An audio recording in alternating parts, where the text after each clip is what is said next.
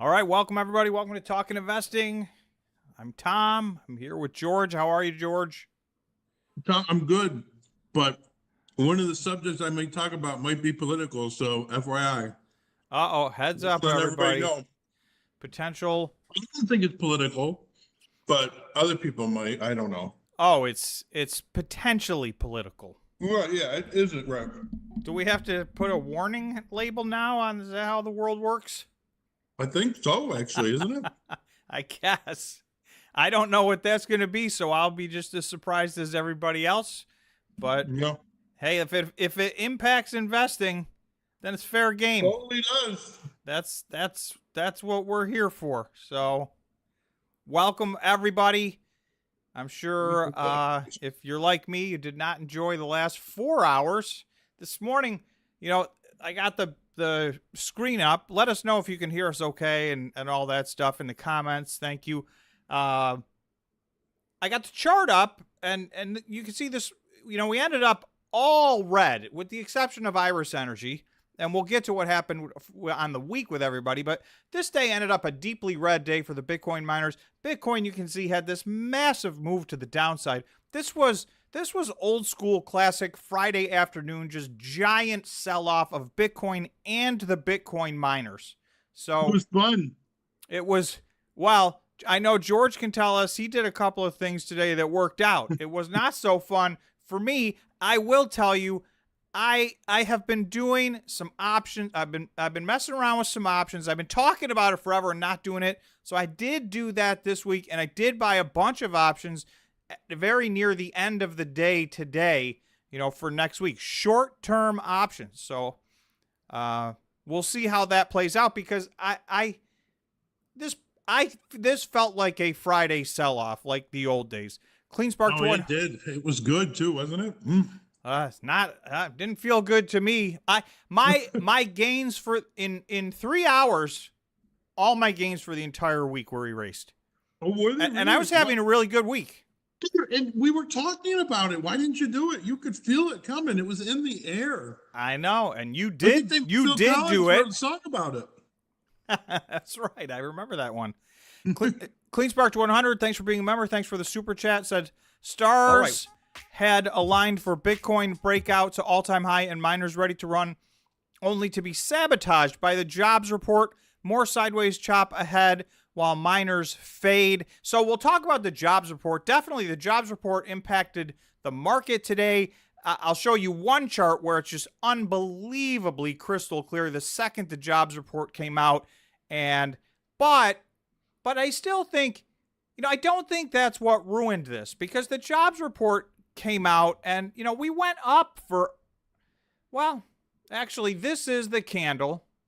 This is the candle for the jobs. So this is the 15-minute time frame for Bitcoin. So we did have, you can see, a noticeable pullback, but, you know, we recovered and went sideways for hours.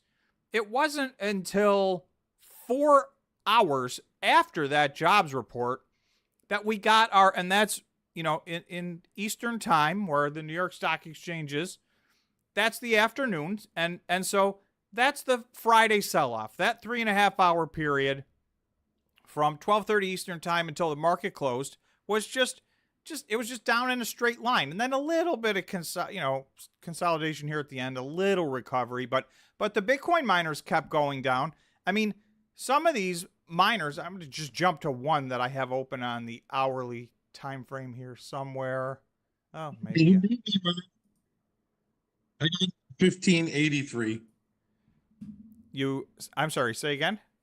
No, Mark sold a Cleanspark. That was almost identical play of what I did. 1753, I think, or 63, and scooped back in at 1563. Nice.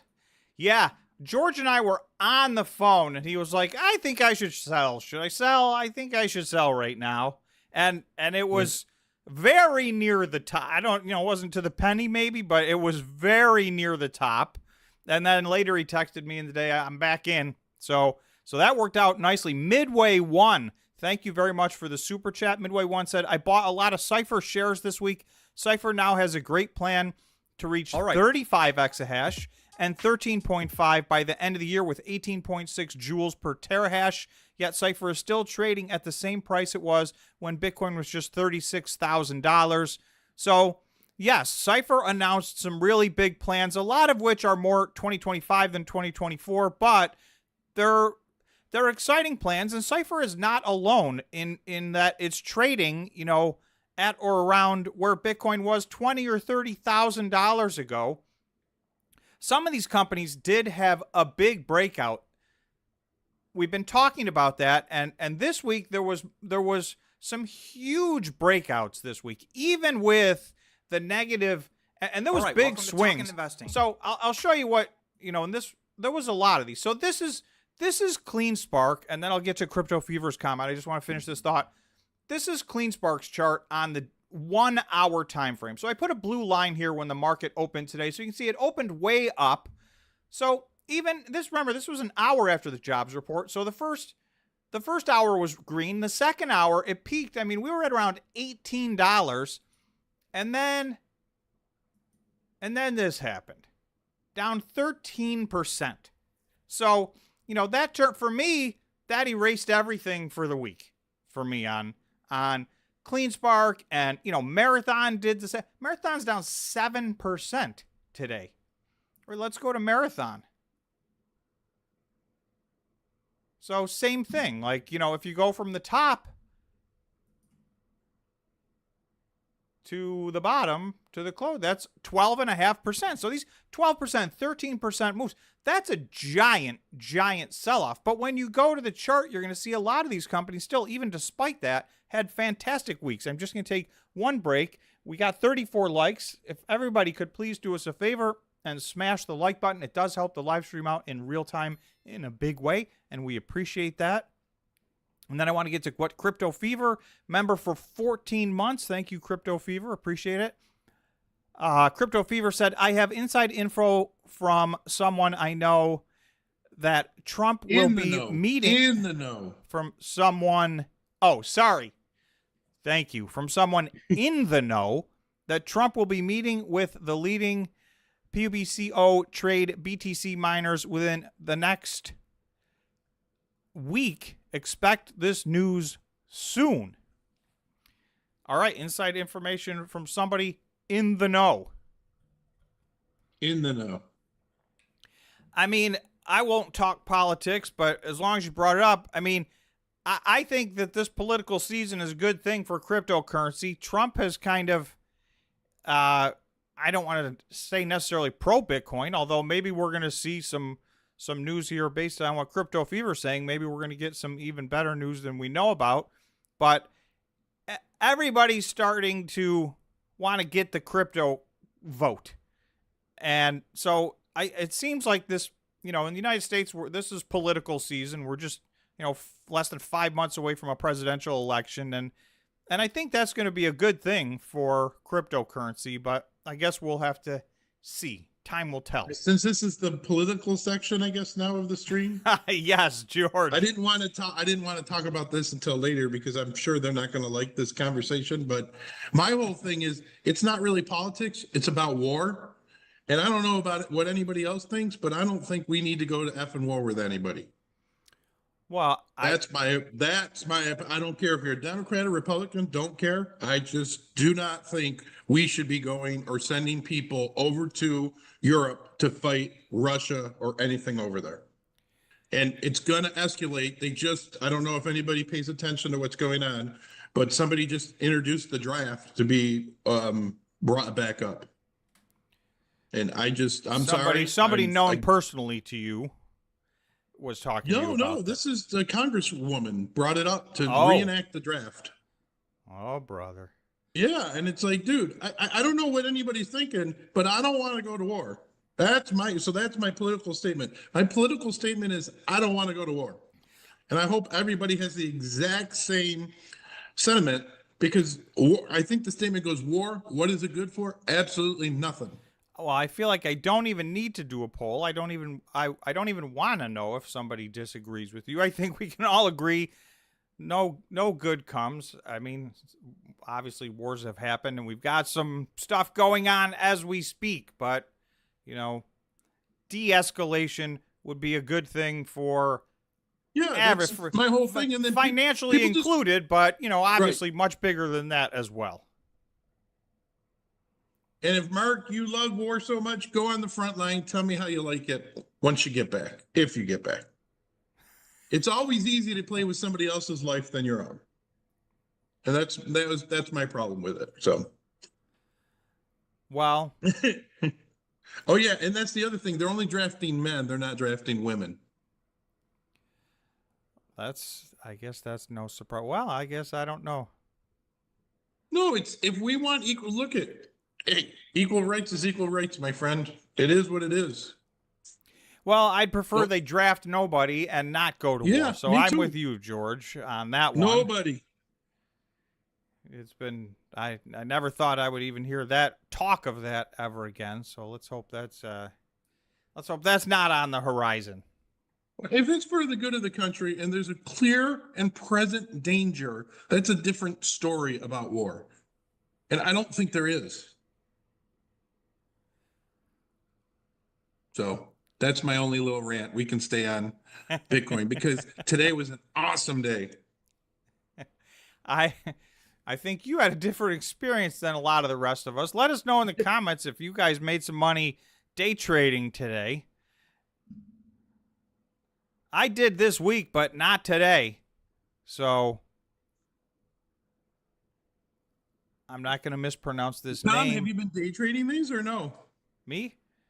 Yeah. I have been using options to do basically some day trading. And I'm doing it, I'm really just dipping my toe in the water. I'm doing it on a small scale. This week was a very good week for that. I did get stuck with a couple that, and I'm going short term. So, I'm buying options that expire next Friday. So that's not what I really do. It's not what I've done in the past, but I talked on the members only live stream. There's just so much volatility in this market. It just seems wasteful not to trade some of this. So, that is not the big piece of how I will make money over time. But if I can pick up a couple extra bucks along the way, and I feel like I'm participating in some of this volatility, I'm doing that. And it was, so I have a couple that I actually doubled down on today because they were down. And again, they expire next Friday. So if next week's a bad week, the problem, that's the thing about day trading. And that's why, I'm not going to do this for, massive amounts of money.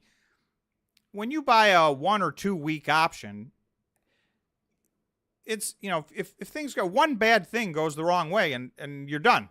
You can't come back from, there's no time to come back. So I do feel very strongly. Some of the ups and downs intraday, we were getting these things where things were way up in the morning and then selling off in the afternoons. And I should have done that today. And George and I did talk and I didn't do it. So, most of the rest of the days this week I did. Let me get to a couple of super chats so they don't pass by. Old Jock said, gains understood after Tuesday's Core's explanation. Thumbs up. Oh, yeah, we had it. That was right there alone. You should be a member just for that reason alone. Yes, on the members only, we went through the entire Core's situation. I'm going to go through a little bit of it, but we did a deep dive into the warrants and all that stuff. So that was a great conversation we had on the members only live stream. So thanks for bringing that up, Old Jock.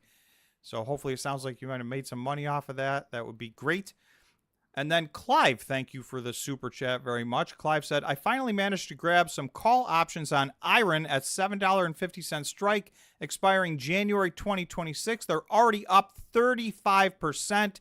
Thanks for your ongoing analysis of Bitcoin miners. You're welcome, Clive, and congratulations.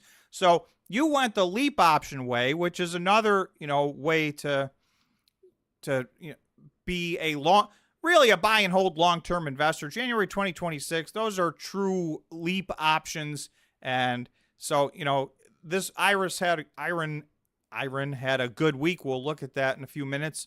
And so you're up 35% on leap options. So that's a quick, big move to the upside. I will tell you, I did grab some Iron options also on Monday.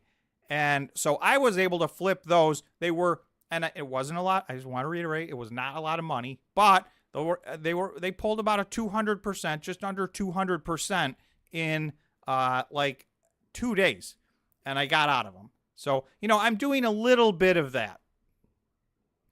Most of, for those of you new to the channel or who don't know, the 95% of my money is long term. I'm in these for the long term. I've held these for years.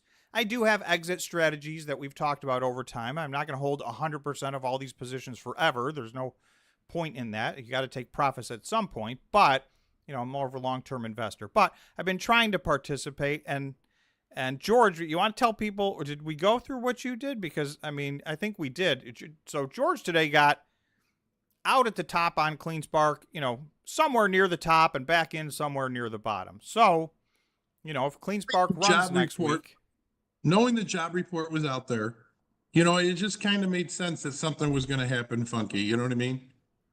Because you never let a good crisis go to waste. I think that's everybody's mantra. All right. Right? Don't let it go to waste. Make a little money and keep moving forward. And a lot of the Bitcoin miners, some of them have been running, but CleanSpark, Marathon, a couple others have been pretty consistently opening, having big runs in the morning, and then selling off, I suspect, because, they're diluting them. They're, selling shares themselves, and they're having a pullback. Whatever the reason, it's been a pretty reliable trade. So yeah, and I did do that with some Iron options this week. I did that with some CleanSpark options this week, and then I did it with some options on BitO, which is the futures Bitcoin ETF, and those were highly effective. So, and Riot had the stupidest short. Oh, pardon me, this is my personal opinion. So, in my opinion, the most ridiculous, worthless short report ever put out. It pulled back like 9% one morning, and I bought a bunch of options.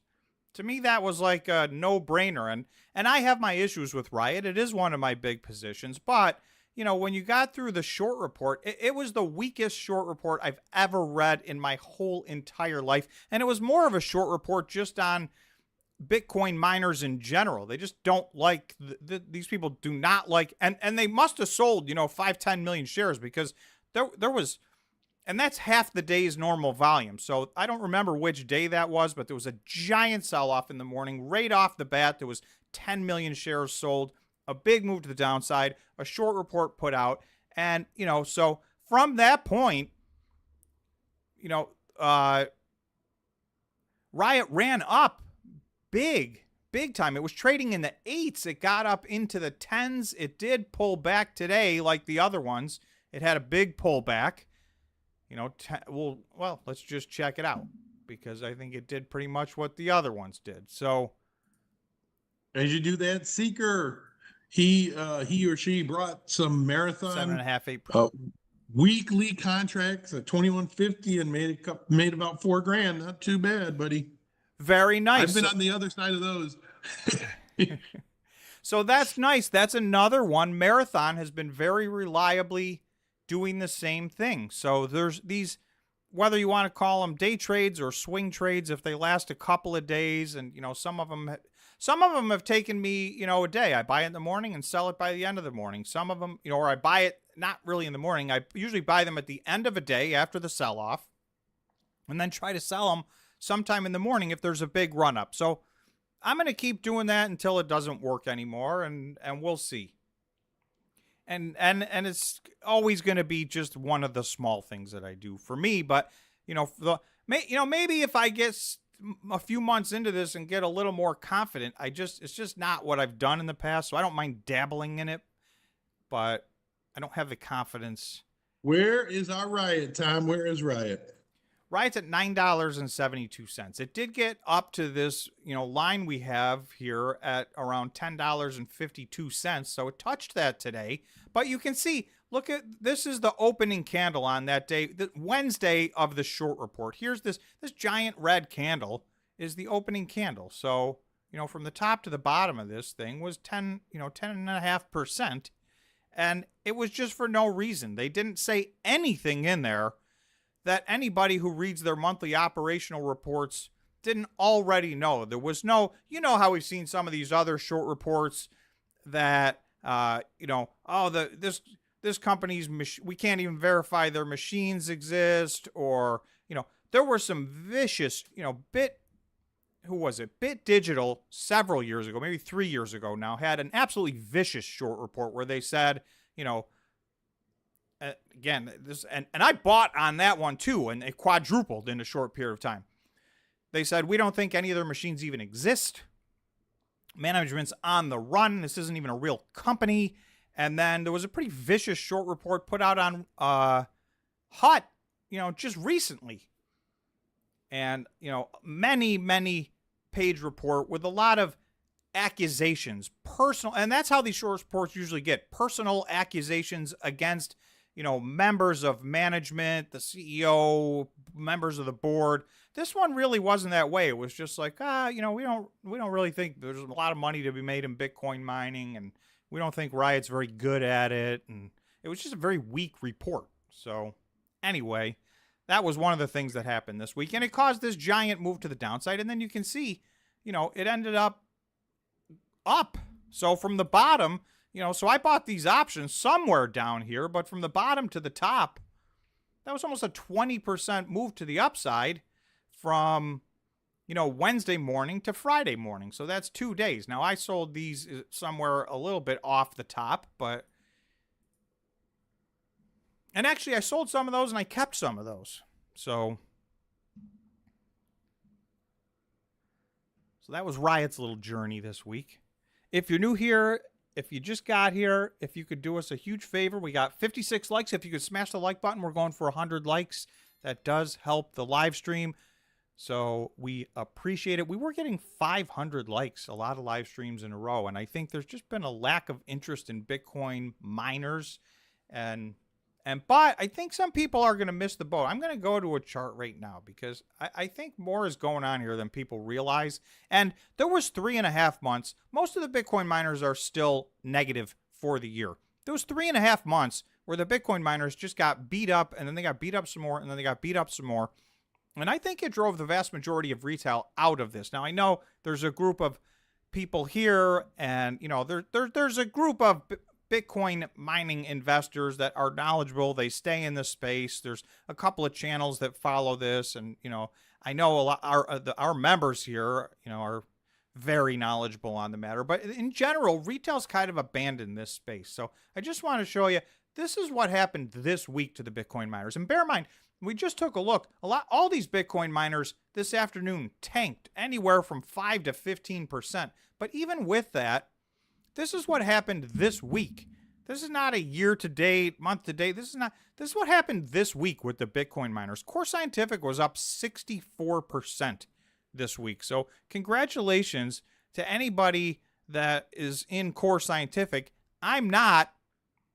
I will say that's another thing I said on the member stream was, usually when they were up like 40% in one day, and typically that's a good opportunity to buy some puts, because there's a little bit of a pullback or a breather or a correction. But, I did say on the Thursday or the Tuesday member stream that it just didn't feel like that run was over. There was more room to run, and it did run another almost 25%. So Core Scientific up 64% in 1 week. They're not alone. This week, TeraWolf was up 42%. Iris Energy was up 35%. These three in particular, these are not nano cap stocks, which tend to have wild swings. These are three of the medium to large size Bitcoin miners. So these are big, big, big moves. And you'll see in a week where Bitcoin finished up 2%, almost all the Bitcoin miners beat that, and most of them beat it dramatically. The one thing worth noting, I don't think I've seen a week in all the time that I've been doing this.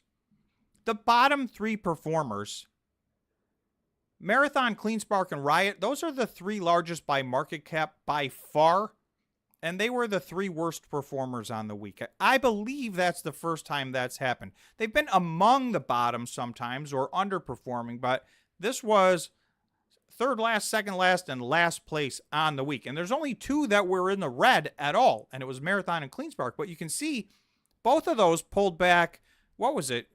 13% today. So, take today away and they would have been up here with these other companies. They just got wrecked today.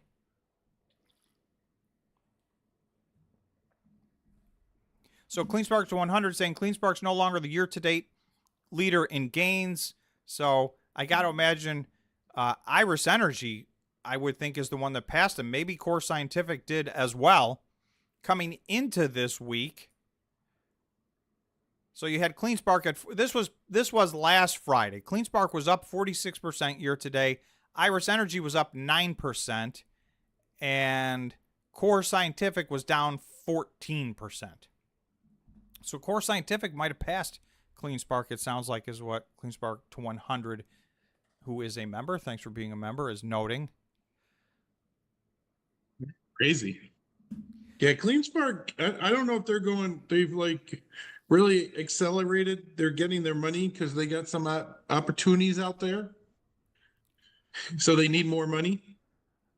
I don't know, but there is no doubt every time there's a big run up, there's a big sell off. I mean, It's just it seems to be the Bitcoin miners that have the big at the market offerings. Now, Riot took a little different path this week because of the short report, and I see Darren saying that short report states they went long Bitcoin as a hedge. I'll bet anything they wrote that report just as a hidden excuse to be long Bitcoin. Yeah, that's why I generally dismiss short reports. Every once in a while, there's something there and something to it. It's usually, even if there is, in my opinion, it's usually exaggerated. But I think more often than not, it's the company doing that has their own agenda, let's just say, in my opinion. Where do we put these miners now, Tom? These Bitcoin miners? Who's number one? Seems like there's been a lot of shakeups. Well, we'll take a look at what people did, as far as the stock performance, as far as company performance. Stock, all I care about stock performance. So I think you've got right now CleanSpark, Iris Energy. So, and this is another thing we talked about on last Friday's live stream. I thought that over the last 2 Fridays in a row, I felt that 2 weeks ago CleanSpark was the only thing in the green. I thought imminently in the next 2 weeks, Iris Energy would go green, TeraWulf would go green, Cypher would go green, and Core Scientific would go green. Well, Iris is green. TeraWulf is green. Core Scientific is green. And Cypher, I think, finished a few pennies off of being green. So almost all that's already happened. Then there's the next group that I think is coming. So, but, just being green year to date is not so great. In a year, Bitcoin's up, as of last Friday, 61%. Now I think 63%. So there's a long way to go just versus getting green. These guys have to do, their time hasn't come yet, in my opinion. And I'll take this time to say what I've said on every stream. I do not think every one of these is a winner. There are winners and losers. I've said which ones, I think I don't understand how they're going to get to where they're going. And to me, it's these near the bottom. You'll see year to date as of last Friday, Gree, Stronghold, Mawson, Argo Blockchain, Any, all down between 61 and 67% year to date in a year where Bitcoin's up 61%. I think the market's all but given up on these. And that doesn't mean they won't have a spectacular day here or there. The smaller these companies get, as they get to nano cap stocks, for those of you who have a sense on how to day trade these, there'll be days that are phenomenal for these companies. But I just don't know, for me, I won't hold any of these stocks. That's not financial advice. It's my personal opinion. Yeah, Any. Whew. Yeah. Well, and I don't even think that's the worst one.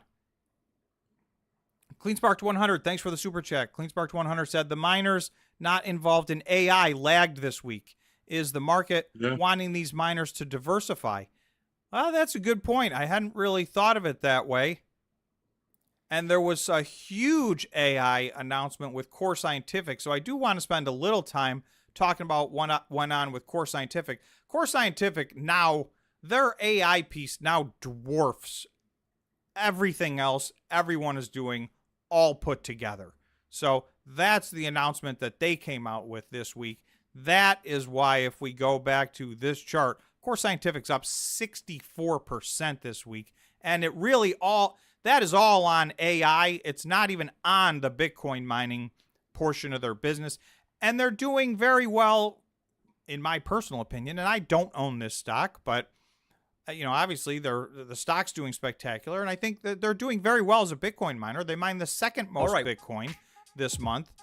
And they've been first or second, and now they're a little bit of a distant second. It looks like Marathon has gotten the majority of their machines back online and up and running. So there's a pretty big difference between first place and second place. We'll take a look at that next as well. So I think it'll be a while before anybody catches Marathon, unless they have another significant incident where a lot of their machines have to come offline. But it seems like they've righted the ship operationally over there, and they're now by far mining the most amount of Bitcoin. But the AI piece, if we can... Go ahead, George. Sorry, go ahead. I was just going to dig a little bit into... let's go. So Core Scientific, this came out on Monday morning before the market opened. Core Scientific to provide approximately 200 megawatts of infrastructure to host CoreWeave's high-performance computing services, capturing significant AI compute opportunity. So this is, and a little bit of this exaggerated, I'll break it down a little bit. They say a $3.5 billion contract during the initial 12-year contract period. This is $290 million contract a year. There are $300 million they're estimating that they need to spend to retrofit or upgrade their facilities in order to accommodate these high-performance computing, right? All data centers are not created equal. The high-performance computing data centers are much higher quality, but high-performance computing takes much, much less energy. So, for those of us in the Bitcoin mining space, 200 megawatts sounds like business as usual. That's astronomical. It's more than all the other Bitcoin miners are doing in AI put together, and it's probably by a multiple. Some of these companies are announcing we got a 2 megawatt deal, a 5 megawatt deal, and those are big, high performance computing deals. This is 200 megawatts. So it's $290 million a year. The $300 million essentially is being fronted by CoreWeave, and they're going to deduct it off of their payments over time. So this is going to allow them, if nothing else, they're going to massively upgrade a data center. If all goes well, this is $290 million of top line revenue a year. This is going to be high gross profit stuff. So, this could be 30% or 35% of their revenue. Now, all of a sudden, this is really a company that is genuinely, this is a significant part of their business. There are some other companies that are moving in this direction. And now, because Core Scientific is so big, this will be 30 or 35% of their business, but this is a gigantic $290 million of revenue, is more than most of the Bitcoin miners will have even mining Bitcoin. So, Bit Digital is another one that has a very big contract. Nothing that is on the scale of this in any way, shape, or form.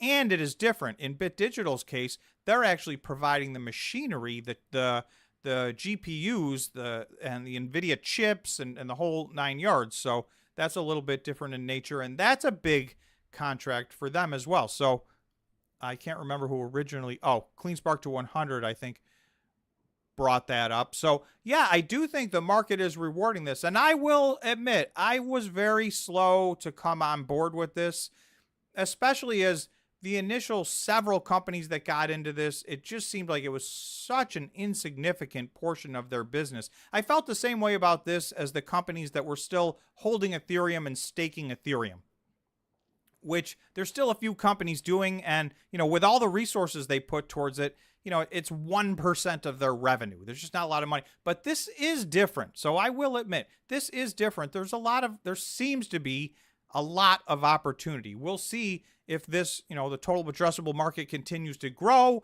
and, this becomes something, because it is nice to have this will be a more whatever the gross profit, and I suspect this is very high gross profit stuff. Right. It will be consistent. It's not going to have, there's no crypto winter in your contract for, hosting, high performance computing machines. So that will level things out a little bit for some of these companies. Midway to 100, thank you for the super chat.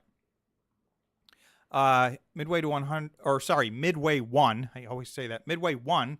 Thanks for the super chat. Thanks for being a member. He said, this flew under the radar, but a new, more moderate regulatory bill for Bitcoin mining was introduced this week in Paraguay, which would be good for legal miners like Bitfarms if the bill ultimately passes. So that flew under my radar. So thanks for pointing that out, Midway 1.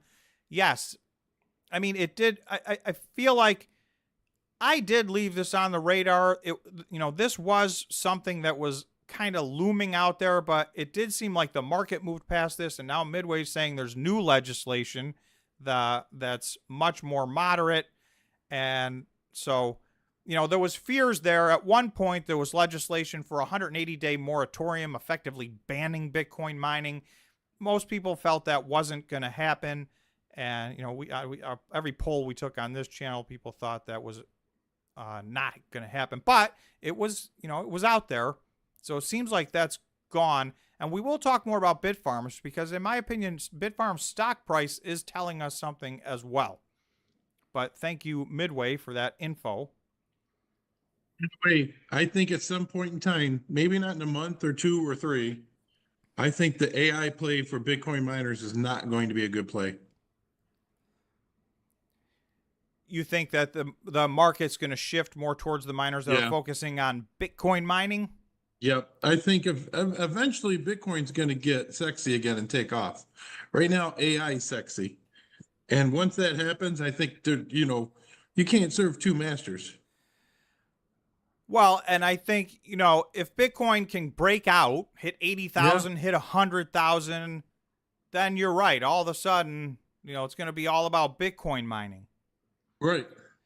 So that's the difference between company performance and stock performance. Those don't always go hand in hand. I mean, I have to believe this contract for Core Scientific is very significant as a percentage of their business. And there's really only 2 companies, as far as I can tell, that have scaled this to the point where it's a significant percent of their business. Bit Digital is the other one. They're a much smaller company. They have a much smaller contract than this, but, relatively speaking, it's a reasonable amount of their business as well. And there's several other companies. More and more of the Bitcoin miners are getting involved in this. I've been on the side you're talking about, George, and I'm kind of coming around a little, but I've been more like, I want my Bitcoin miners mining Bitcoin. But I'm coming around. I understand, this model. I understand it. I understand it, but it's just power is going to become, really needed. Which brings me to my favorite company that is going to probably go out of business unless one of these bastards try to save it, and that's Stronghold. Well, and Stronghold did say in their conference call that, they're basically put themselves on the chopping block up for sale. Yeah. And the stock popped on that. At one point, it doubled off of that. It's still up big, but it's off of its highs. So...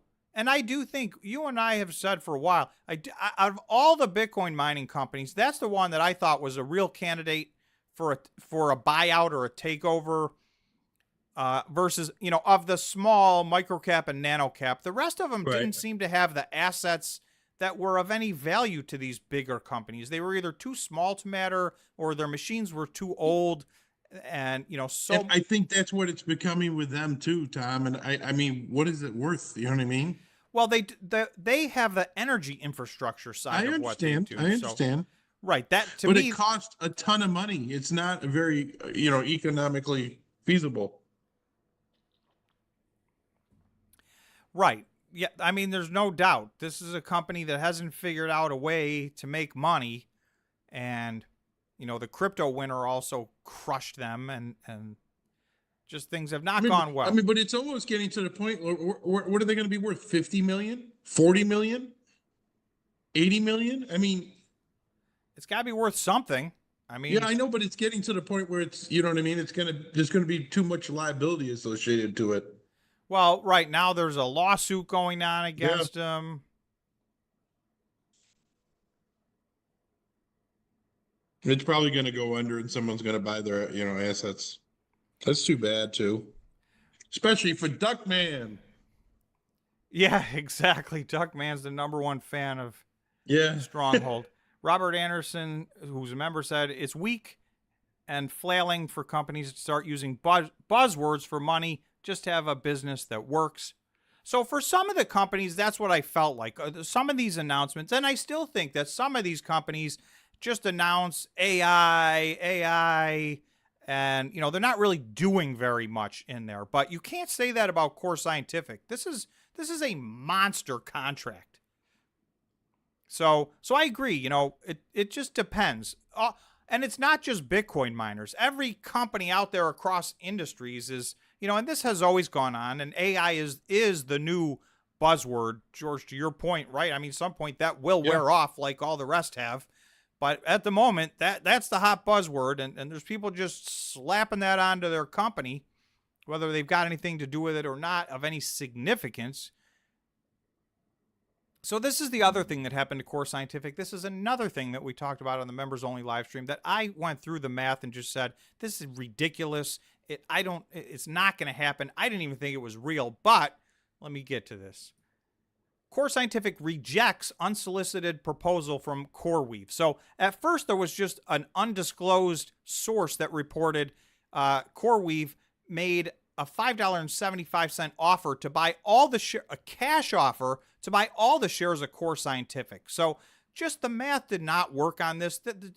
In my opinion, I thought that was a disingenuous offer. And this isn't the first one. This is what's starting. This merger and acquisition season seems to be starting off with a bunch of offers that, in my opinion, are laughable. This offer to me was absolutely laughable. There was no chance in my mind that this was going to happen. And so Core Scientific came right out and said, proposal significantly undervalues the company and is not in the best interest of Core Scientific and its shareholders. And this is the very same company that just signed they signed a $3.5 billion deal with them, and then they offer to buy the company for basically $1 billion. This is not a company that's going to sell themselves for $1 billion. They're here. I'll let's go there right now and take a look.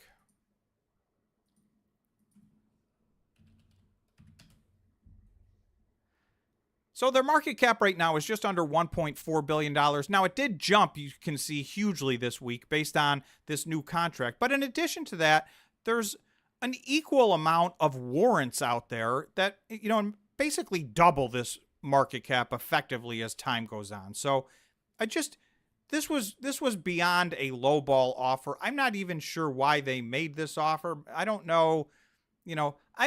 I'm a little mystified at this offer, and I'll tell you the other one. I said from the beginning, and the more the time goes by, and the more I see the price action, the offer that Riot made to buy Bitfarms was really also another disingenuous offer. They were not going to buy Bitfarms for $2.30 a share, and the market has spoken, and the market agrees with that, because right now, Bitfarms is trading at $2.40 a share. And by the way, Riot continues to increase. At the time they went public with that, they owned 9.25% of their stock. I saw a press release yesterday that they now own Riot now owns 12% of Bitfarms stock. They are the largest holder of Bitfarms stock. But remember, that means they're buying Bitfarms stock for a higher price than they offered to buy the whole company for. So they know they're not buying Bitfarms for $2.30. So I don't know if this is some part of, an opening bid to a much larger conversation, and they hope to get this at some other number, or, this leaves me scratching my head. You got a super chat you got to read. Kevin K., thank you for the super chat. Based on George laughing, I'm guessing I'm not going to want to read this. Okay, so Kevin K., who said, so how I vote depends on this. Oh, I cannot read that. I'll do it. Go ahead. It's true. That's what's so sad about it. Did Joe Biden poop his pants while trying to sit at the D-Day event? Seriously, need to know if this story is true or not. He wasn't trying to sit. It was the most awkward thing I've seen, Tom. He like leaned over and kind of like, did the poop, you know what I mean? The poop squat. It was insane. And you could see the people like back away from him because they could smell it. I don't even want to know if that's true. It was, you got it. It's so, oh my God. It's so sad. Oh, man. Thank you, Kevin, for being a member and for the super chat. It's much appreciated. We're at 93 likes. Thank you, everybody. If you just got here, please smash the like button. We're going for 100 likes. It does help the stream out in real time, and it is appreciated.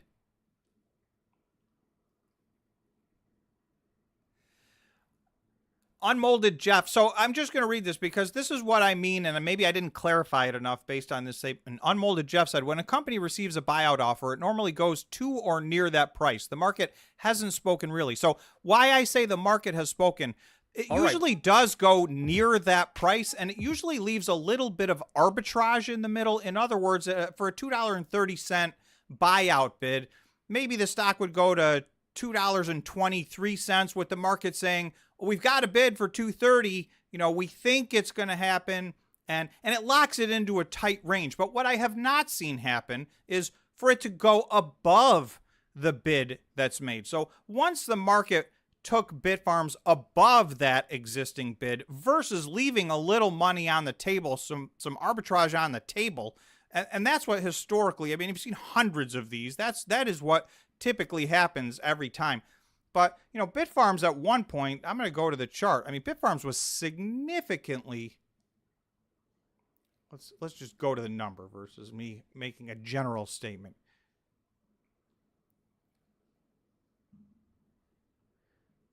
So Bitfarms got up to $2.58 yesterday. And there was a bid to buy the company out at $2.30. So that's a significant difference.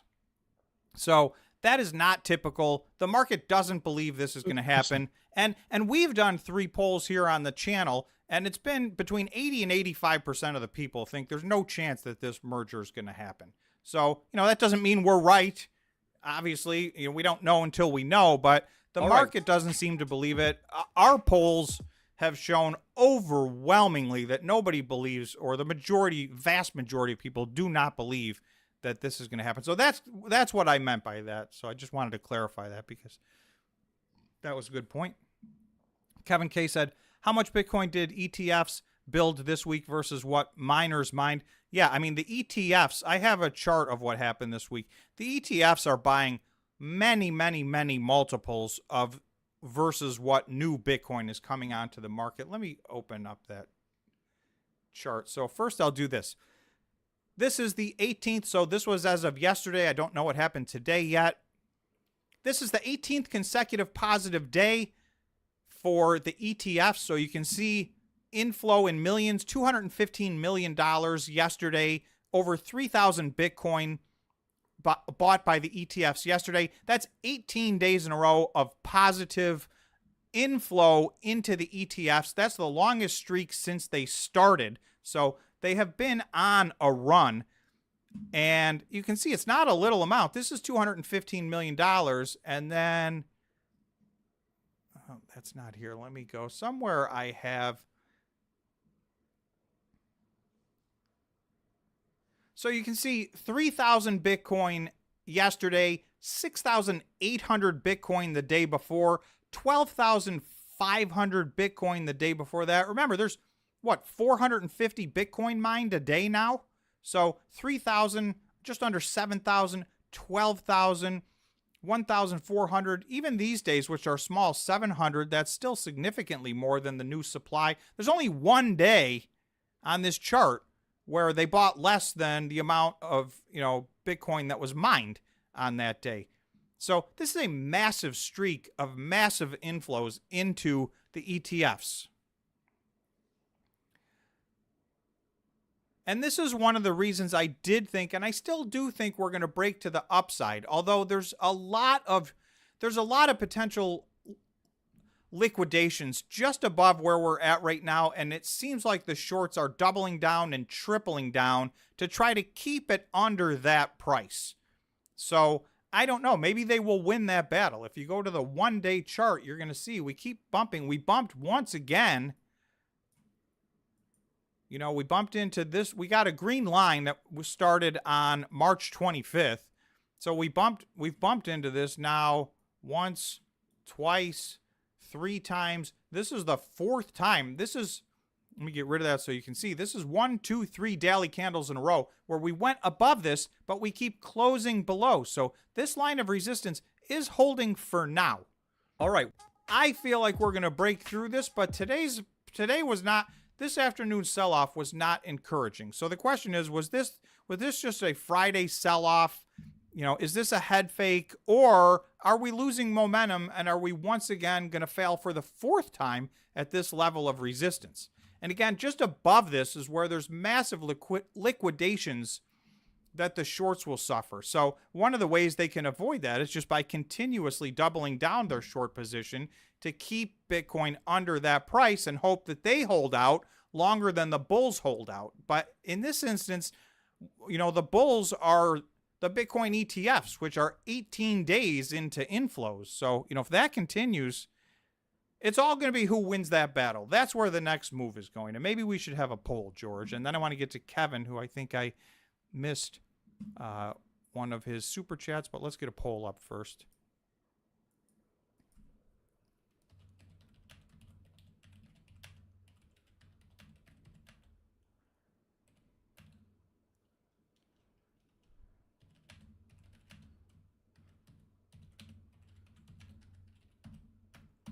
So I'm just going to do a yes or no. Will Bitcoin break out to a new all-time high next week? So our all-time high on this chart, I'm on the Coinbase Bitcoin chart, was at $73,835, so just under $74,000. So, you know, this is, again, we got this line of resistance just over 71,000. Can we break through this and break out and get a new all-time high? And then, George, you got any thoughts on that one? I don't think so. You think no next week? You think this resistance is going to hold? I think we're just going to kind of hang out right where we're hanging out. So, and we seem to have... something happens. What's up with BRICS? Do you know anything about that, Tom? I haven't heard any news of significance on that. Have you? I heard they're going to start trading July 1st. So I'm a giant skeptic of the impact of that, but that is just me. Oh, but, I don't blame you. I mean, it doesn't make sense. But especially with war around the corner. CleanSpark to 100 said, I think we fail for the 4th time. So he agrees with you, George, that this resistance is going to hold again. The DXY is still strong. I want to look at that because that chart is a little interesting. Tom, how do you feel about the market overall right now, Tom? Well, I mean, we're still, you know, in striking distance of all-time highs. We had a jobs report that came out that I think people put way too much stock in the very short term in reports like the jobs report. That will get revised next month. Who knows what number that's going to be when they revise it. I've seen revisions that are substantial. So, you know, everybody freaked out. The market freaked out today. And the futures market on interest rates lowering, I'm going to go to that. Oh, first let me get to Kevin because I think I missed a super chat. And then remind me of that, George, so I'll forget what we're talking about. Kevin K, thanks for the super chat, said, why are my respected members high on AI with miners? Does or could it solve the math problems faster, or is it branching into using AI in non-Bitcoin business? Yeah, I mean, the AI is not going to help the Bitcoin mining business, if that's the question. it is a totally separate business. So it's you would consider it a separate division doing something totally unrelated to Bitcoin mining.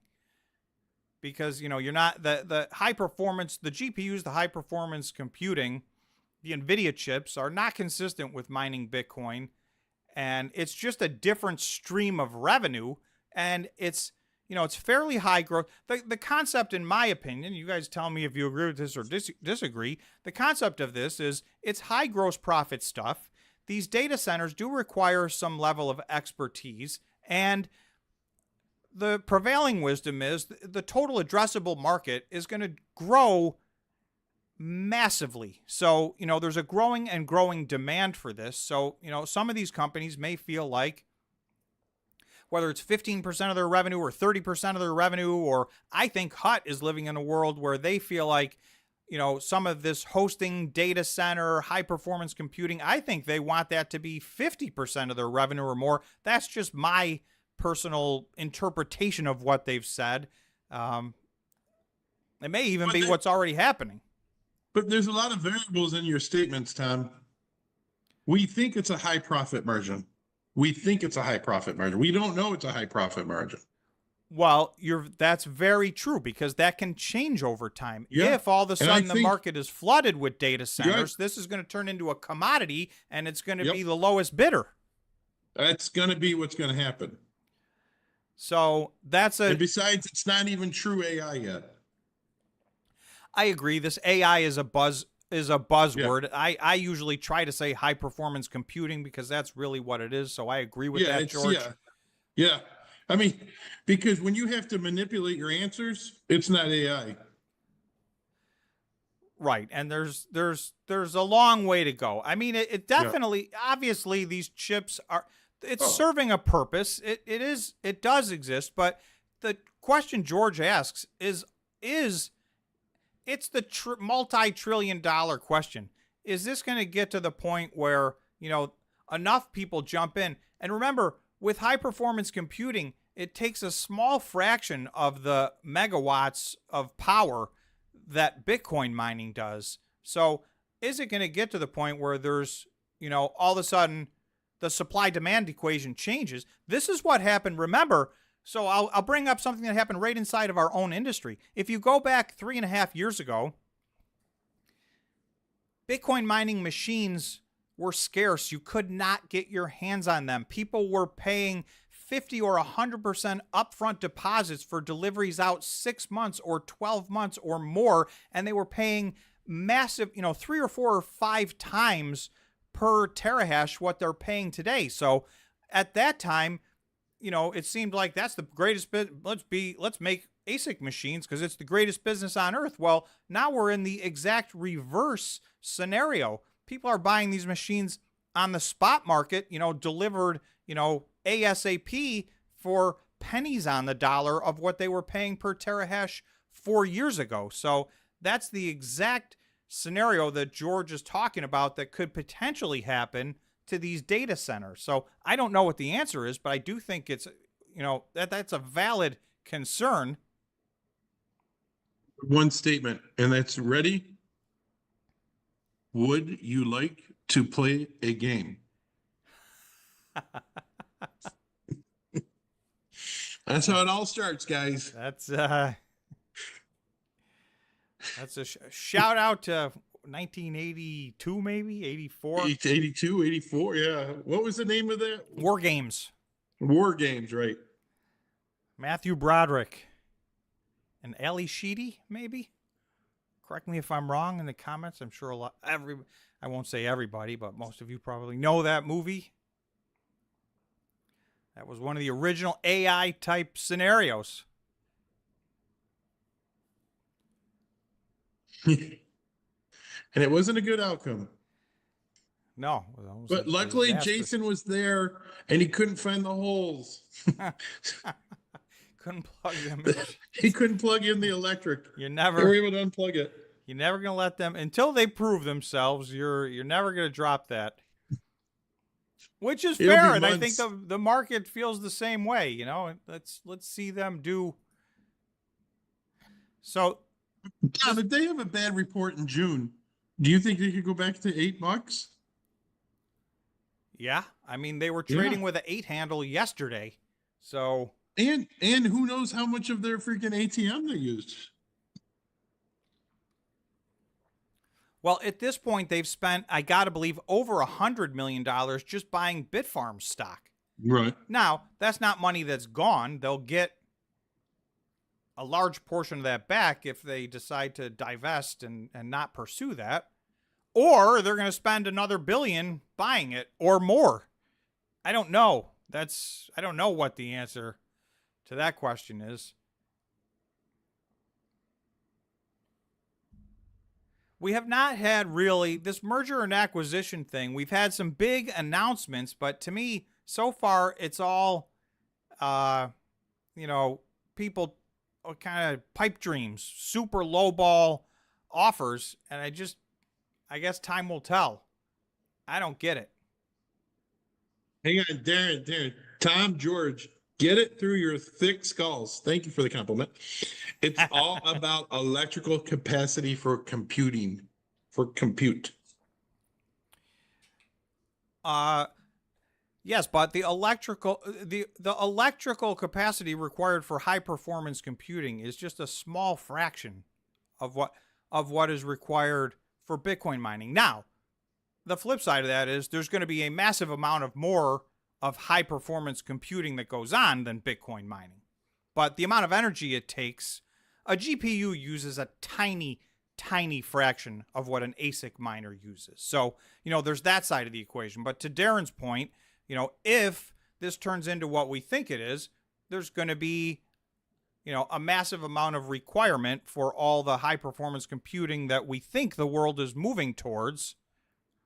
There's a lot of energy. What my answer to that is there's an awful lot of energy out there, and there's still massive amounts of stranded energy all over the world. Just look at Paraguay. They have to basically give away most of their energy to their neighbors because they can't use it and they can't sell it. So I understand that's definitely what it is about, but I'm just not one of those people that thinks the world's almost out of energy. And I heard this story in the 70s and in the 80s and in the 90s. I mean, I've been listening to it for 50 years that, we're running out of electricity and we're running out of energy. And so they've cried wolf too many, I guess that's the saying. Well, it's kind of funny because California is running out of electric. Oh, speaking of that, old Jack, Tesla has some big news. Go ahead. You want to read old Jack's? I'll read old Jack's and then you can, yeah. So old Jack, thanks for being a member. Thanks for the super chat. AI is the future. Self-driving, robotics, etc. We'll just be sitting back having another cocktail if I last long enough. Yeah, that's the question. I tend to be very skeptical, and I'm kind of I'll believe it when I see it. And all right, if you guys have been paying attention, how many bill of goods have we been sold? This is coming, that's coming. This is, and how much of it actually comes to fruition, number one, and two, how much of it actually happens in the time frame when they say it's going to happen. So, I'll go back to an article. I had a big debate. There was an article in 2019 where Amazon said, next year, 100% of our Christmas packages will be delivered by drones. So, we're 5 years later, and, that's not only does that not happening, I would imagine that's never going to happen. So, and there's 100 other things just like that. So I'm not saying that that the high performance computing is real. It's already a big, let's put it this way. I mean, NVIDIA went from, nowhere to the third biggest company in the world. And they're right now, they own the high performance computing space. Their chips are the only ones in the game at the moment. So they've added a couple $1 trillion to their market cap on the backs of this chip in a very short period of time. So, I agree with you guys to that extent, but I still agree with George's comment that, will the amount of data centers run out ahead of what the demand is? Everything is a supply and demand equation. Right. And it's funny you say that, Tom, because we've been kind of getting into the whole storage, how to, build storage places and data centers or whatever you want to call them. Data centers are very complicated. They're a lot more complicated than their Bitcoin mining. Bitcoin mining is real simple compared to data centers. And we already know the problems these bastards are having with Bitcoin mining. Why do we think they're going to be that successful with data, with hosting AI? It's going to be some trial and errors. It's going to happen. It's just how it is. It's like going into a new business. You got the, sun up and you think everything's going to be great, but then reality hits you in the face and it takes, many, many extra months, quarters, years to get it to where they want it to be. And then by then it's shifted, it's changed, It's shifted. So Tesla is coming out with a report. It's not official yet, but it's supposed to be this weekend. Let's hear it. They have solved their problems with their self-driving capabilities. And that they can go into autonomous mode. My theory is they're going to do it, kill somebody else, and then it's going to be pulled again. That's my theory. Well, let's hope that's not true. That's another one. We've been waiting and waiting and waiting and waiting. You bought how long ago did you buy a Tesla that they said was going to be convertible? Oh my God, that was in 2018, a Model X. Right, so that's 6 years ago. And they wanted me to pay $5,000 more for self-driving, and then like another $5,000 more I was like, dude, I'm paying $120 grand for the car. Would you like the rest of that story, people? The rest of the story was I returned it the next day. I said, F you. Best decision I ever made. Oh, Tom, I was just watching, somebody was in their Tesla and they had it in self-driving mode. And this just happened this past week. And they almost ran into a train because they didn't expect the train to be going on the train tracks. That's a disaster. Well, this is why I don't care, self-driving or not. Somebody should be watching the road, in my opinion. I know.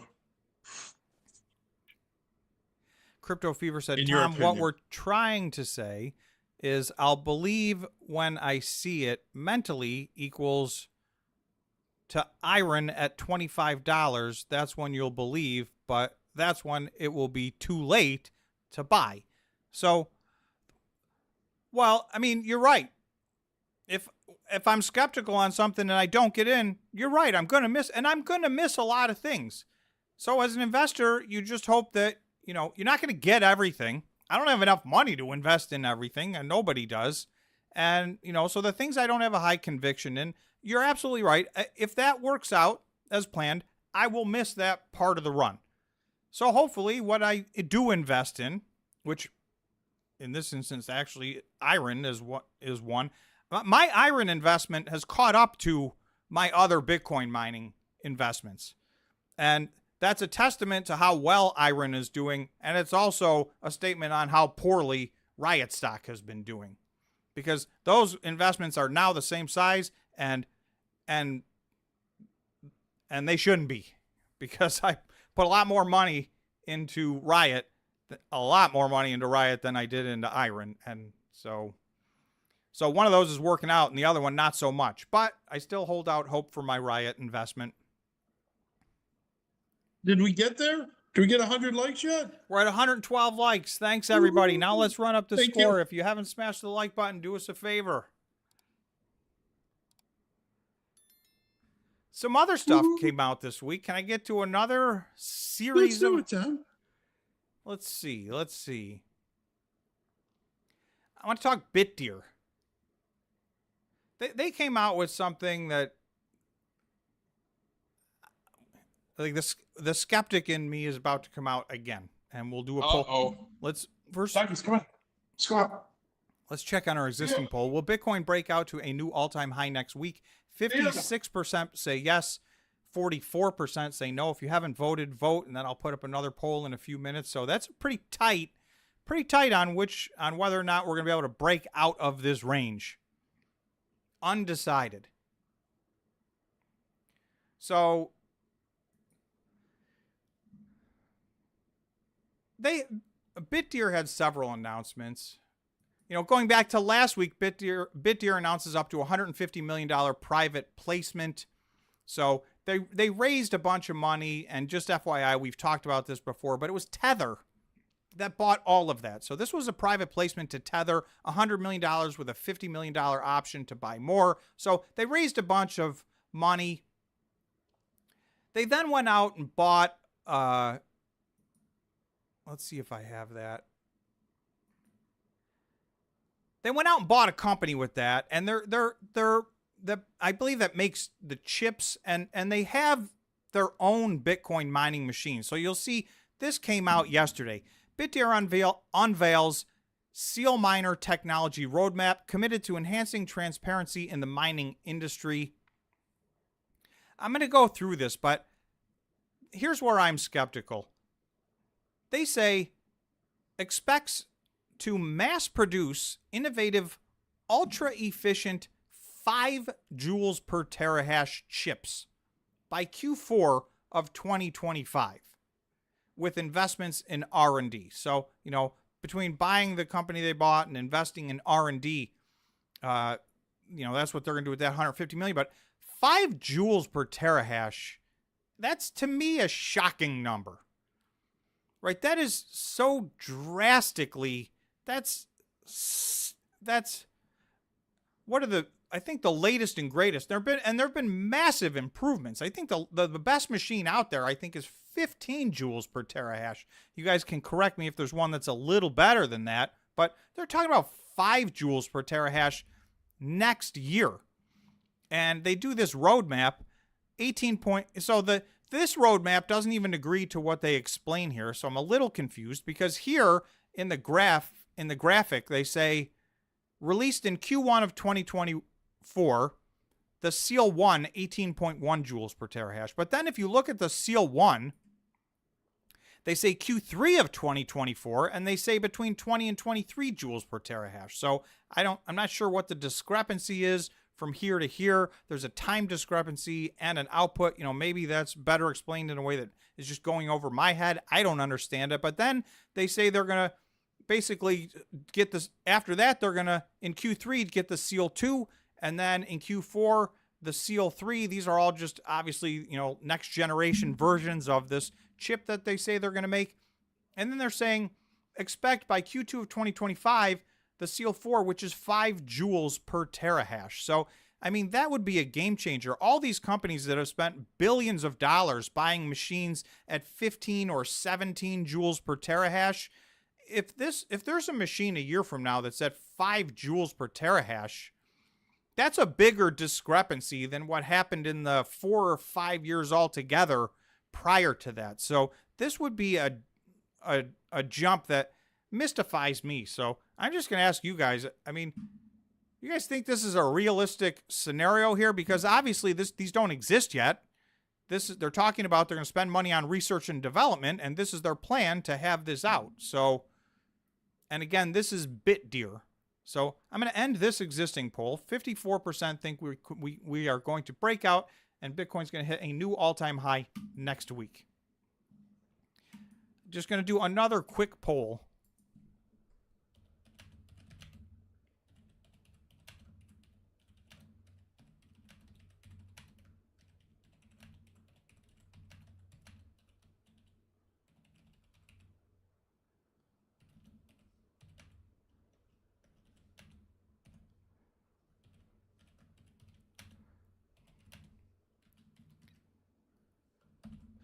So I'm just going to do yes or no, and I would just like to get a gauge because, you know, maybe this, I won't say anything else. I'll let you guys give your own answer. Do you think that BitDeer will have an ASIC miner we'll have ASIC miners at an efficiency of 5 joules per terahash. So just to clarify, and I might not have talked about this, this is not processing speed. This is efficiency.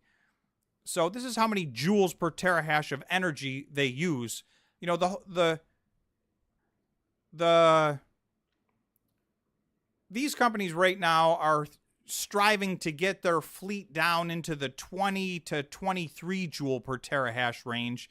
And most companies are considering that a giant win. Now, the newer machines, there's a 17.5 joule per terahash machine that's out there. I think there's a 15.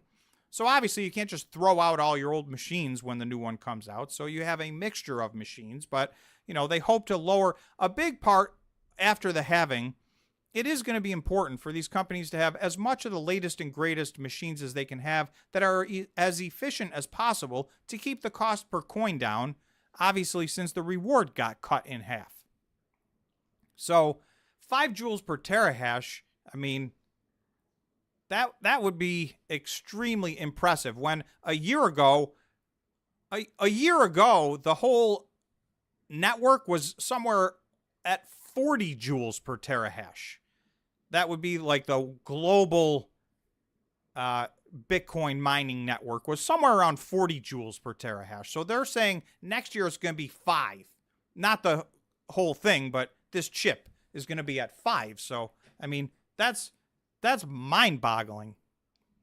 And Midway 1, I'm going to read your comment because it's the first thing that popped into my head. And it says, hopefully it won't be the new miner 2.0.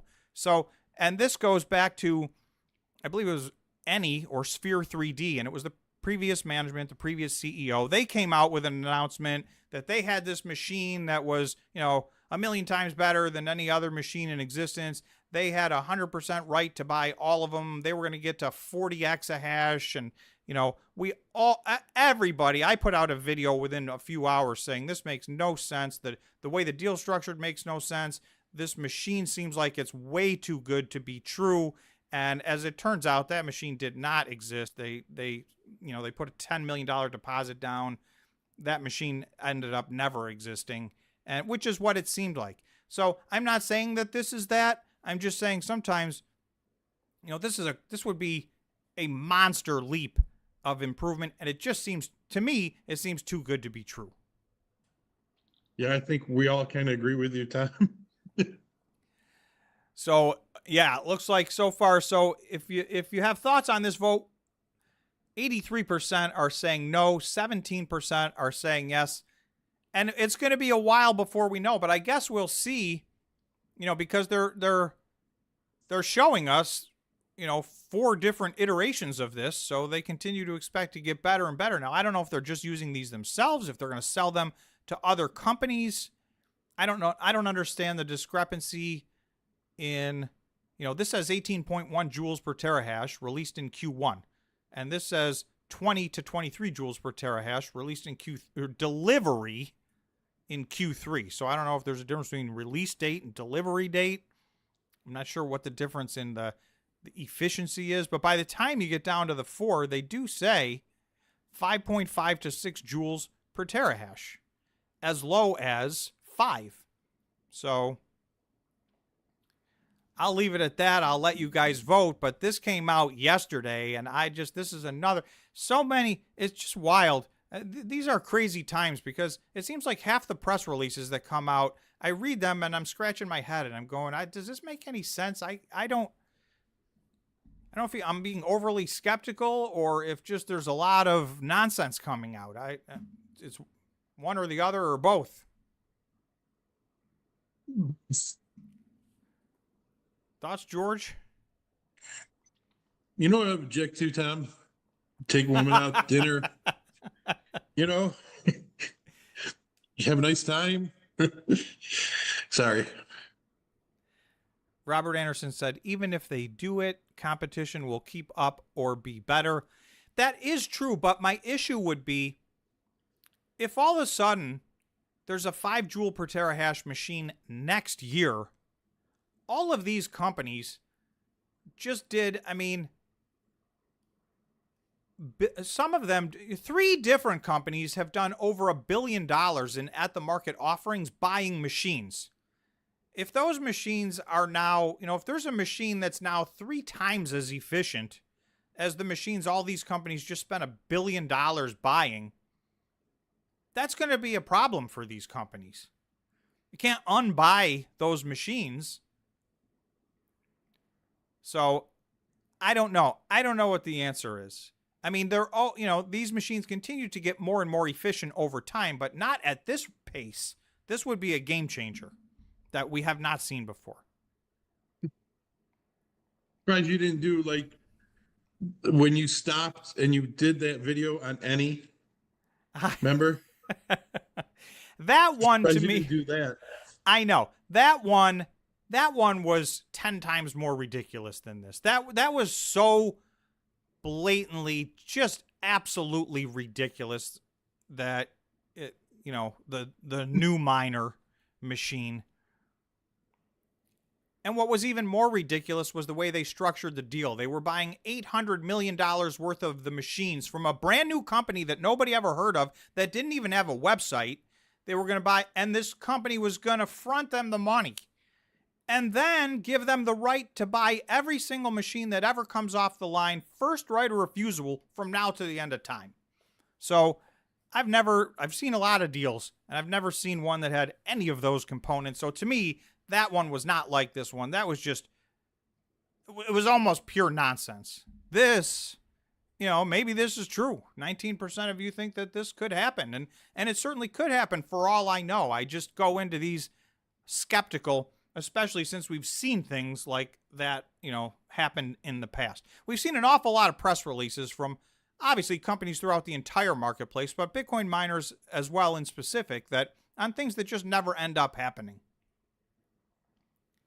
So we'll see. Time will tell. Well, you think about it. Any's about ready. Will Any make it to the end of this year, Tom? Even if they make it to the end of this year, to me, Yeah. I don't know what the investment thesis is on Any anymore. And we knew that over a year ago, maybe even 2. Right. And I think the market agrees. So if I go back to... And it took a run to $4. And if you go year to date, Any's down 67% year to date. So I think the market would agree that they're not seeing the business model here on Any. But I will tell you, there's some other of these companies. Hive's down 44%. I don't own Hive, but I bring it up from time to time because I do see a path to success for Hive. Oh, you do? I do. I don't see a path to them becoming a top 5 Bitcoin miner. Right. But I see a path to them being a successful, profitable company that moves forward. I see a path for Bit Digital. They're down 41% year to date. BitDeer is a question mark for me. So I don't know, but they're in my group of 4 that I think, maybe I could see a path for them. Hut's the other one. There's 4 that I have a real question mark on. These 5 are not a question mark to me. These 5 I would not invest in. And again, this is not financial advice. If you guys want to invest in these, do your own due diligence and do what you do. But these 5 to me, in my opinion, the game's over for them as far as being a high quality investment. But I look at Hive, Bit Digital, BitDeer, and Hut, and I say and they're 4 very different companies, and I think all 4 of those companies could have they could present a business model that works going forward.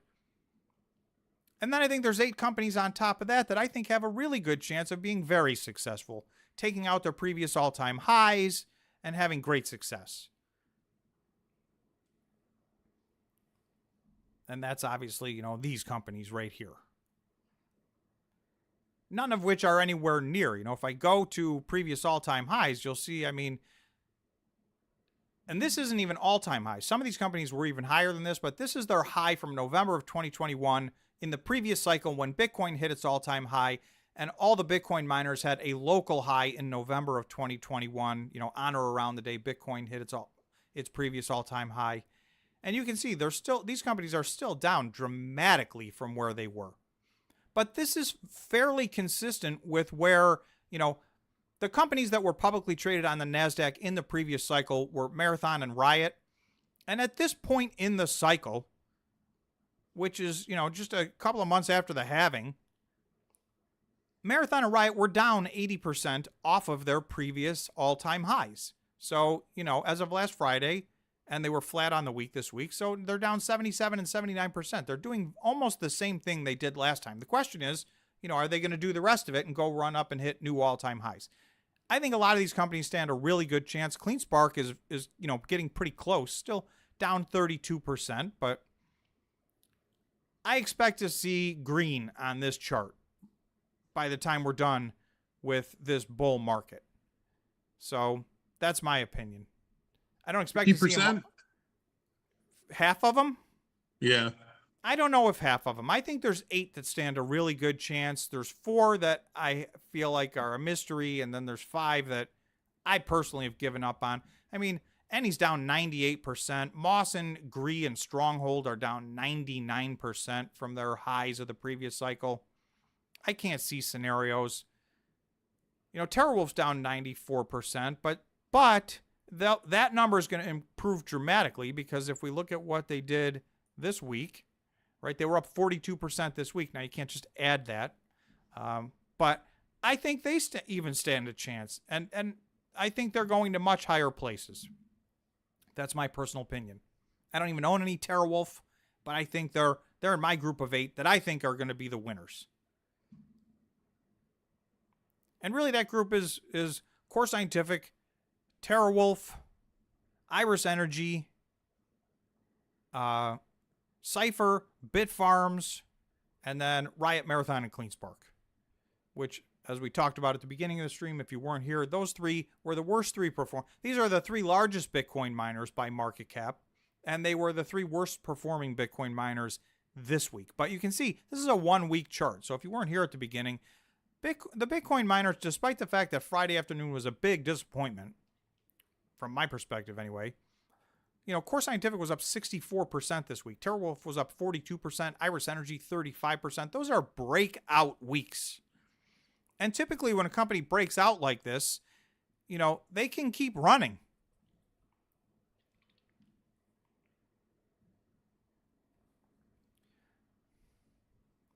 How often do they have to tell us about how much of the ATM that they use? Just every quarter? I mean, the most reliable data that I'm aware of is in the quarterly report. They do 2 things. They tell us how much they did through that quarter, and then in the subsequent events note, they tell us how much they did subsequent to the end of that quarter through to the date they issued the report. Okay. And these companies were not, the last time they reported, they were not aggressively. The previous time, so in the first 3 months of the year, they were aggressively using their at-the-market offerings. And a lot of them used the whole thing and put out a new one. But of these new ones, the last time I saw numbers, they had backed way off of that. And I think, they were talking more about mergers, acquisitions. I think at least CleanSpark, I think CleanSpark's gone nuts. With their at-the-market offering, just based on the price action that we see that run up in the morning and the crash in the afternoon so many times, that, that probably lends itself to the possibility they're diluting and diluting. That's a good question, Silver Hunter. Why wouldn't Marta just buy out Hive for cash on its balance sheet and gain a 5 exahash internationally for 5% of Marta's market cap? Well, they would have to make an offer on Hive. And remember, I mean, there's 2 different types of companies that get bought. One is a company in distress, and that company may sell at, a discount or at or around its share price. And the other, Hive is, I just got through saying, I think Hive has a business model that works, and I think they plan on succeeding going forward. So I think that, you would have to give them some substantial premium to their existing share price to buy them out. Now, they might do that, because if you look at it, even if you were, let me go bring that up, because Hive could be a candidate for a buyout. So if we look at Hive right now, their market cap's $259 million. Even if you gave them 100% premium, for $500 million, you could buy this whole company soup to nuts. And maybe you could do it for $350 million or, make some. This could be a company that gets an offer. Because quietly behind the scenes, this company made a series of smaller purchases. They did not have one of those, hey, we just bought 20,000 machines, but they have replaced a significant portion of their machines. They've updated their fleet, upgraded their fleet, and they're growing their fleet. So, and they expect to get to 8 exahash. So this could be maybe the best. So whoever said that, this could possibly be the best potential buyout out of all the companies, publicly traded companies, that out of the 19 that are on my chart anyway. But I do think it would have to be at a premium. There's no way the shareholders are going to say, we'll sell you this for $2.80. Right? If you look at the 1 year. I will tell you a feeling I got at the Cleanspark Investor Day or Customer Appreciation Day. Yes. And that was that they want to announce something. That's why I think they're going crazy. I think they're working on something to buy out somebody. I don't think it's Bitfarms personally, but. So you think they're going to make a bid? I mean, I would say I'll say the next 60 days. I'll give myself a little bit of breathing room, but that they're going to announce something just because there was something. It was very weird. Well, and that's consistent with what they talked about on their conference call. I mean, they expect the two companies that really pounded the table, CleanSpark and Marathon, really expect there to be a very active merger and acquisition season, really in 2024, and maybe going into the beginning of 2025, but they were talking about 2024. And just, to put in perspective, just to round out that Hive conversation, Hive was trading for $5.72 on December 27th, 2023. So yes, that was about 6 months ago, but, that's what a Hive shareholder is going to be looking at. And then, $4.50 in February. So, and Hive's had, in my opinion, nothing but good news since then. So, I don't know. They have they have a nice balance sheet. So it's not like they're in danger. This is not a company that's, got a short cash runway and they're going out of business. They've got a strong balance sheet. They have good things happening. Are they going to be the biggest Bitcoin miner in the space? No. But, I don't think they're going to give their company away. But with this small of a market cap, there is room for somebody to take out this company. So, all right, good point to whoever brought that up. The real Gary Ginsler, thanks for the super chat. I just want to read this, George. Then, bottom line, CleanSpark and Mara dumping crazy shares. That is from the real Gary Ginsler. You could feel it. it. Right, and those are the two that have been most reliably pumping in the morning and dumping in the afternoon. And that's a telltale sign that they're selling, they're at the market. So since Russia moved the ships off of the coast of Florida, I don't know if you heard this, Tom. Since who did what? Russia moved about 8 battleships off of the coast of Florida. Have you heard this? I have not heard this. They're in Havana. I don't know, it could just be for the women. I don't know. But that is in violation of the Monroe Doctrine. Well, Monroe Doctrine out, Russia in, and they're saying it's for war games, like staging, you know what I mean? Where are you getting this information? I would just let the people know what your source of this is. No, that's true, 100% true. They're over there. They're in Havana right now, 100%.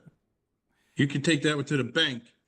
But Germany is moving troops to Lithuania. They haven't done that since World War II. Hashtag not my war.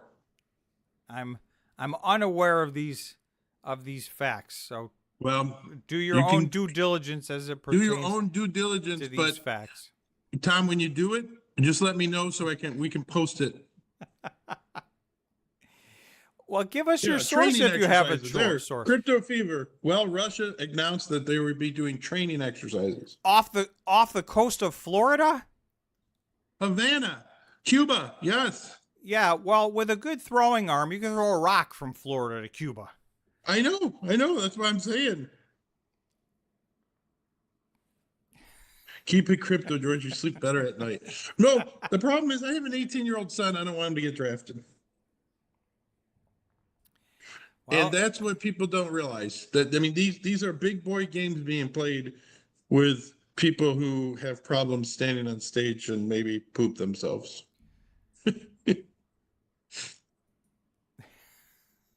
Hashtag not my war.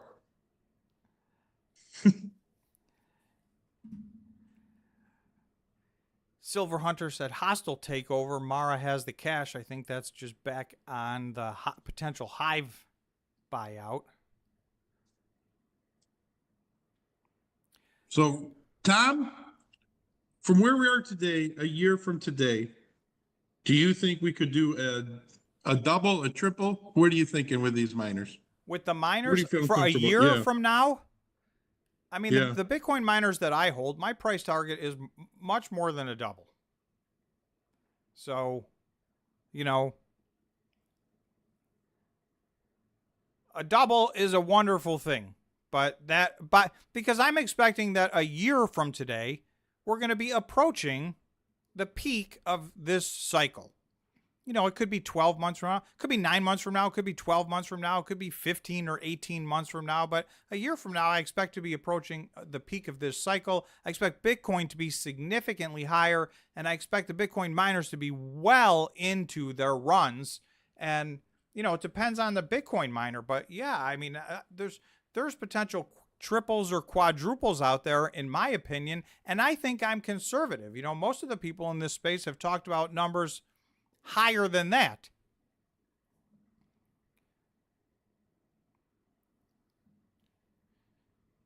What do you think, George? Triple? Triple. Triple, Of yeah. the ones that we talked about, they were going to make it. Right. I But think, I do think one of the four on the bottom will survive. I don't know which one, though. oh, you think one of those? And I think that's possible too. The question is, even if they survive, are they worth? You know, are they going to survive? Is their stock going to do anything, or are they just going to survive? The stock's going to, I think they're going to get bought out. Oh yeah, well, I mean, Stronghold could. I mean, they are a buyout candidate. To me, there's a couple that aren't even buyout candidates. I just feel like they. Stronghold's really the only one. Right. I think that's the one. Mawson would be the second best one, but you know, I don't see it. We'll end this poll. 27% of people think that potentially BitDeer could make this machine that's at 5 joules per terahash in 2025. That'd be a game changer. I think you would see, you know, if they could mass produce that, and or if the competition keeps up and they're all doing that, I think you could see the global hash rate explode if that's the case, which is really not great for the Bitcoin miners. The flip side of that is their cost per coin will go down with much higher efficiency. I heard the weather's been hot down there. You heard right. It's summer in Florida. So did it get over 100 yet or no? It never does it? It doesn't really get over 100, but it does your app tells you it's 94 degrees, feels like 103. So whatever that means. So we get a lot of those because there's, humidity.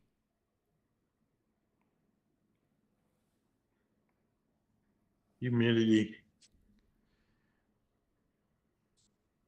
Let me see what else I had. So for those of you who care, let me press refresh and see.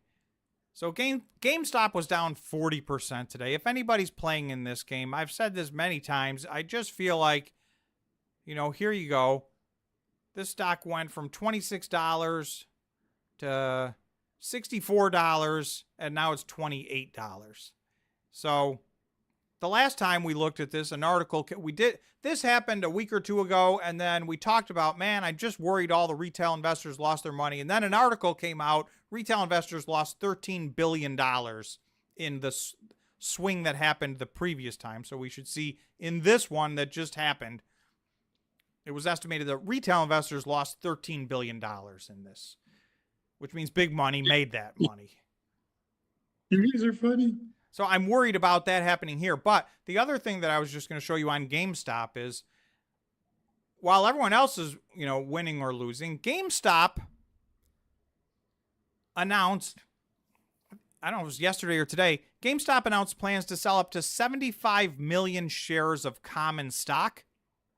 And also, they just sold 45 million shares in their May 17th offering for just under $1 billion.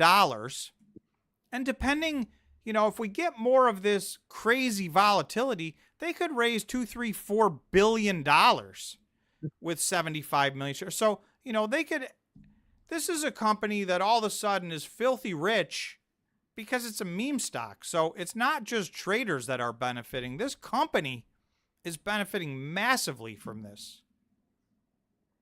So their stock tanked on this announcement, but you can bet they didn't go out and sell their stock at 28 bucks today. They'll wait for the next time there's a pump back to 60 and start selling their stock. Or that's what they should do if I was them. Anyway, I know a lot of people, this is, I can't go anywhere without seeing this GameStop talk. So I just wanted to make mention of it because I know everybody's following it like crazy. I'm not following it. I'm not investing in it in any way, shape, or form. I mean, I can't help but see it because it's hard to avoid it. It's out there all over the place. Let me find this other chart. So earlier we talked about the DXY. So I want to show you this. This is on the 15-minute time frame. Can anybody guess when the jobs report came out? What, 10 o'clock? This is 8:30. This candle right here, this is the jobs report. So, it's only 0.5%, but when you see in relation to what this is doing, look what the jobs report did to the DXY. I mean, this is the most ridiculous green candle ever. So that's the knee-jerk reaction these job reports get. And I'll go through the job report just for a second. And then let me zoom out to the 1 day because it puts this a little more in perspective. We've been trending. After the trending in the wrong direction for a while, we really had this nice run down. And then you can see today, we ran all the way back up to this line. We did find a little resistance back here where, we've peaked a couple of times. So hopefully this turns back around. I think this is an overreaction, but let me find.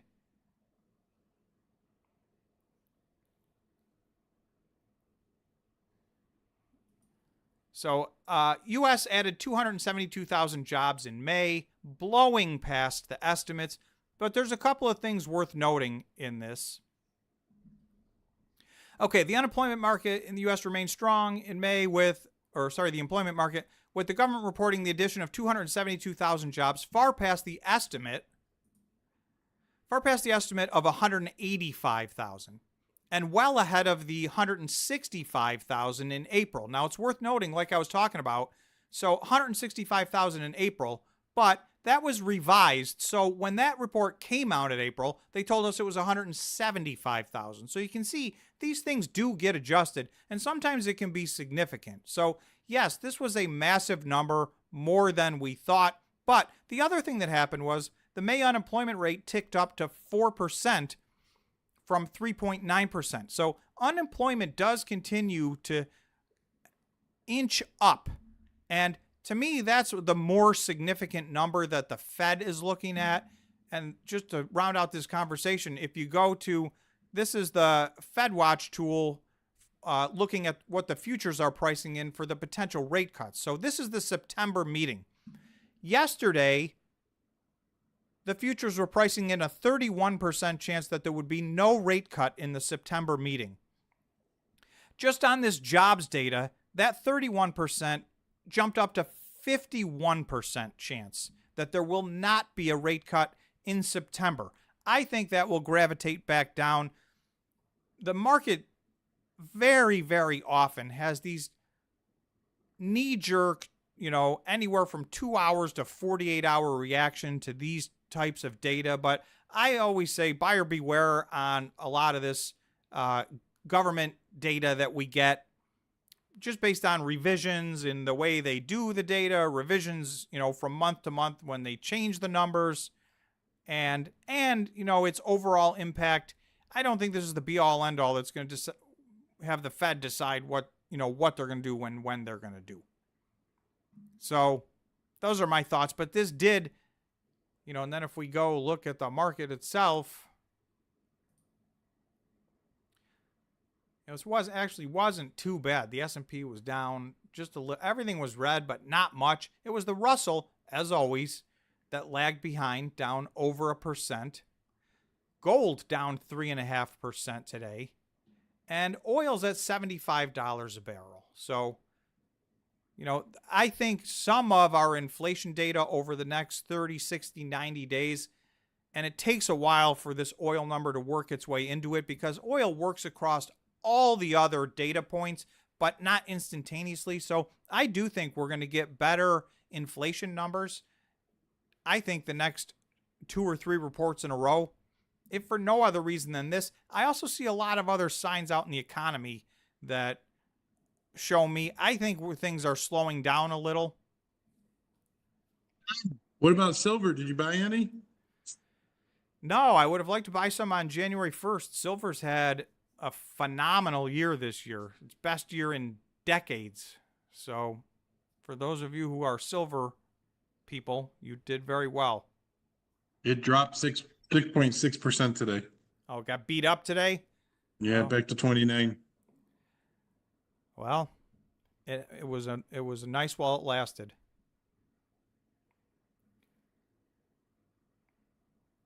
Barry C is saying Hut's HODL is almost their market cap. Yeah, I mean, Hut's, and we have not gotten, let me go to this real quick because I don't think we've looked at this. Out of the top, 10 here, I think this is 10. Hut's the one they have not put out their monthly operational report yet. So we're waiting. But last month, pre-halving, or 2/3 of the month pre-halving, they mined 148 Bitcoin. So I think you're going to see them mine significantly less than 100 Bitcoin this month. You think it's going to be 58%? You can see there's a couple of outliers, but for most of these companies, they went down anywhere from 42 to 44%. The winners, Marathon was only down 28%, and that was really more because a lot of their machines were offline in February and March and April. They got a bunch more back up and running, so they were only dropped off 28%. So you can see they were the big winner. They mined 616 Bitcoin in May. Next closest was Core Scientific at 417. And you can see in the past, these were much closer. In fact, in March, Core Scientific mined more than Marathon. Now it's not even close the other way. And I expect as long as Marathon can keep their machines turned on, that's going to be the rest of the year. So they did very well. BitDeer only was down 31%, and Iris Energy was down 36%. So those were the big winners, but even they had a big adjustment. And that's not because these companies had bad months. This was the first full month post-halving. So, 1/3 of this April was post-halving. 100% of this is post-halving. So I was expecting a 40% drop, but, I think I miscalculated a little. I think these 42, 43, 44s are kind of apples to apples. Some of them did a little better than that. And Hut is lagging behind, and they haven't told us, but I think they'll probably, well, I guess we'll have to wait and see. But, even if they did average, they're going to mine less than 100 Bitcoin. And so it seems like the Bitcoin. I'm sneaking out. All right, George. Well, it's actually pretty much time to wrap up. That was the last chart I wanted to show. Thank you, George. Have a great weekend. Tom. Thanks, everybody, for the super chats. Yes, thank you, everybody. Thanks for showing up on the live stream. Special thanks to the members. Much appreciated. And we'll see you guys Tuesday after the market closes for the members only live stream. Wrapping it up, I know this afternoon Bitcoin, we had a big sell-off. The Bitcoin miners had a big sell-off, but for the most part, the Bitcoin miners had another really good week this week, even in spite of this sell-off on Friday afternoon. So with all that said, I hope everybody has a fantastic weekend. Enjoy your weekend. And of course, I'll do a weekly update and get that out. And then to the members, again, I'll see you Tuesday on the live stream. And to everybody, if something out of the ordinary happens, we sometimes jump on and do an impromptu public live stream. So we'll see. Otherwise, everybody have a fantastic weekend. Thanks again.